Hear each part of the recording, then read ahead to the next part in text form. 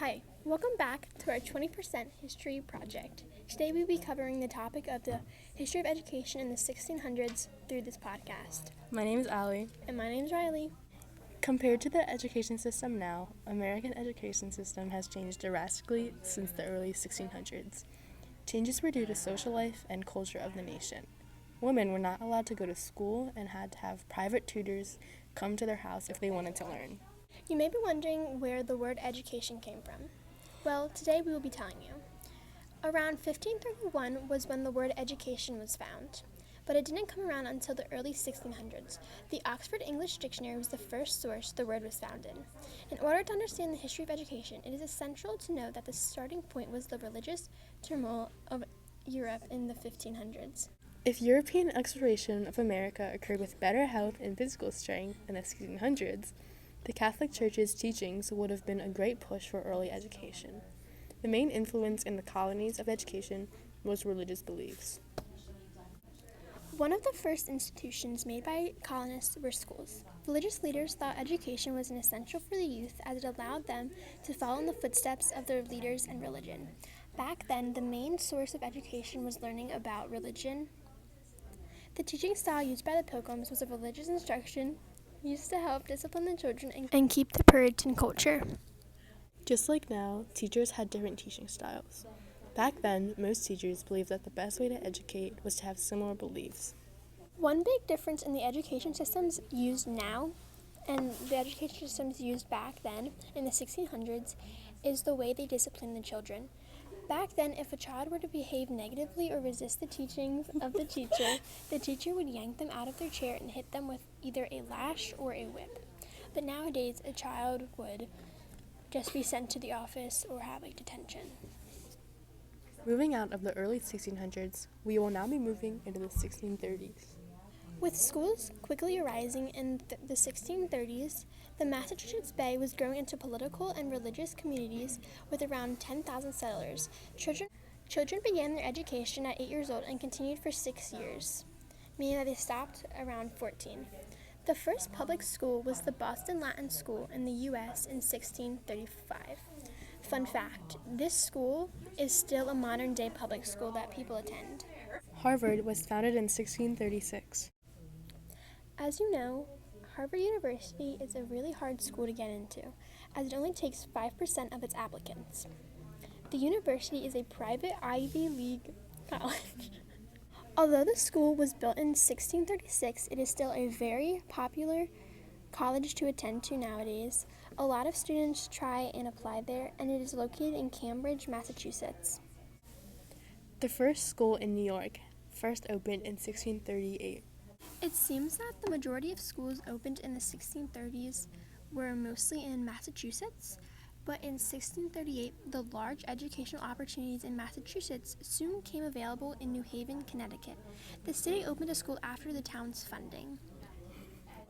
After New Haven, Connecticut opened its first schooling after educational opportunities came from Massachusetts, in 1640, Hartford, Connecticut opened their own school, and Newport, Rhode Island also built their first school, and both schools had a paying teacher. In 1647, the Massachusetts Bay Colony wanted to give basic literacy to all citizens. They also wanted everyone to learn about the religion. Based on that, they passed a law that secondary schools needed to be in larger cities. The reasoning behind putting schools in larger cities in Massachusetts was because they wanted to give the majority of children and sometimes adults education, so they wanted to put it in places with large populations. Books were limited and mainly came from donations or lending from ministers or those who were wealthy, as the schools didn't have a lot of funding.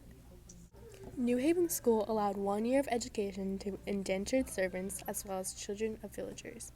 Indentured servants, if you didn't know, are people that are not as wealthy as others and have to do chores for them, work for them, as well as doing outside labor.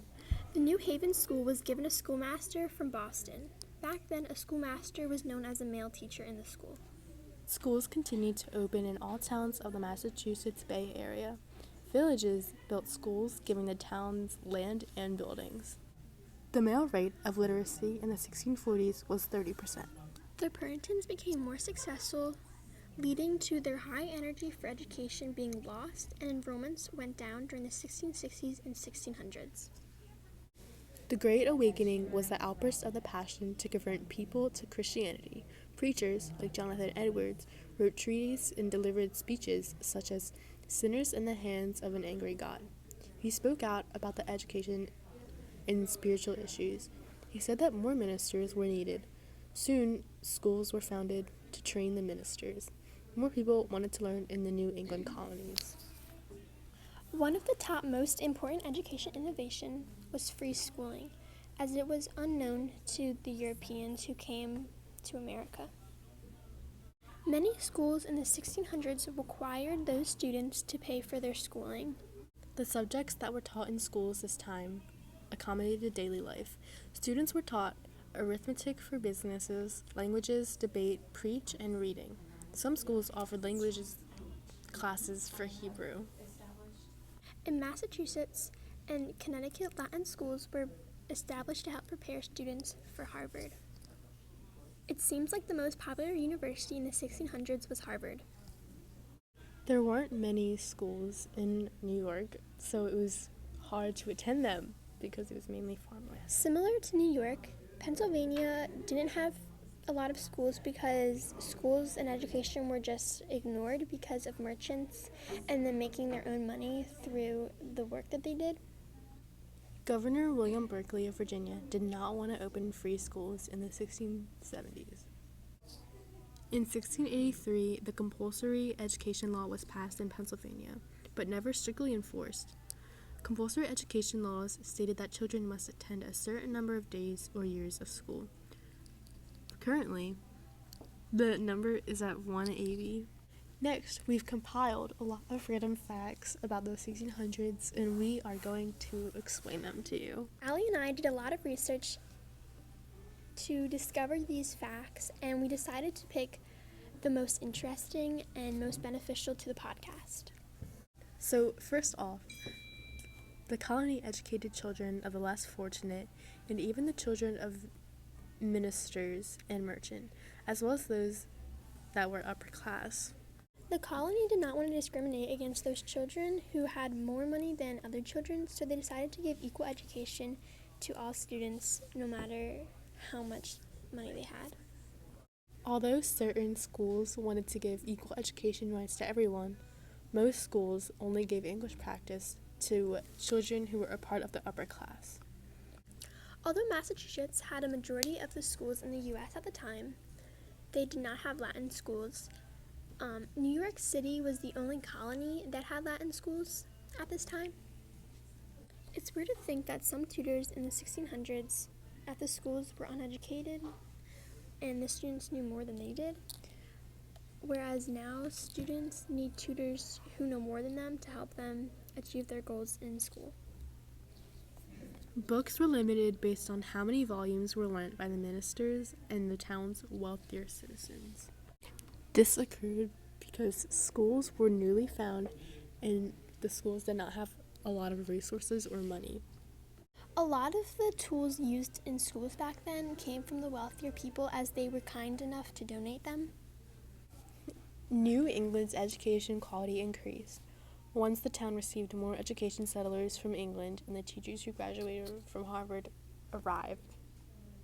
Parents of those who had children in schools would help donate firewood, food, such as fish and produce, as well as money to the schools to help better the education for not only their children, but the rest of the classmates.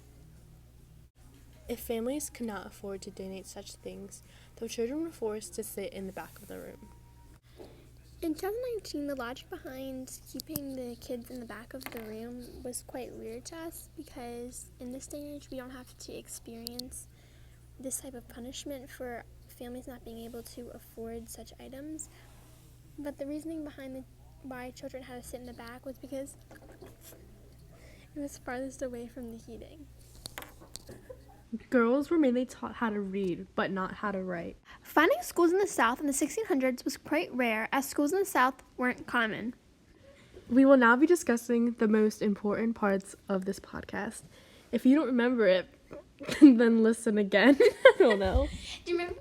Schooling was influenced by family, religion, and beliefs. Schools were built by colonists. Boston Latin School was the first public school opened in the U.S. Harvard opened in 1636 and was a popular school that those who later became teachers attended. By 1638, both New York and New Haven, Connecticut had their first schools. In 1647, the Massachusetts Bay Colony passed a law regarding schools in large cities. We also covered the topic of the Great Awakening and how it affected the education system. We also learned that schools taught subjects that would later benefit students in the real world. Massachusetts and Connecticut opened Latin schools that would help students get into Harvard University. In 1683, Pennsylvania passed an education law. That concludes our 1600s podcast. We hope you enjoyed our second podcast in our series of podcasts for our history project. Stay tuned for next month for our 1700s podcast. Bye. Thank you. Sorry. This podcast is so boring.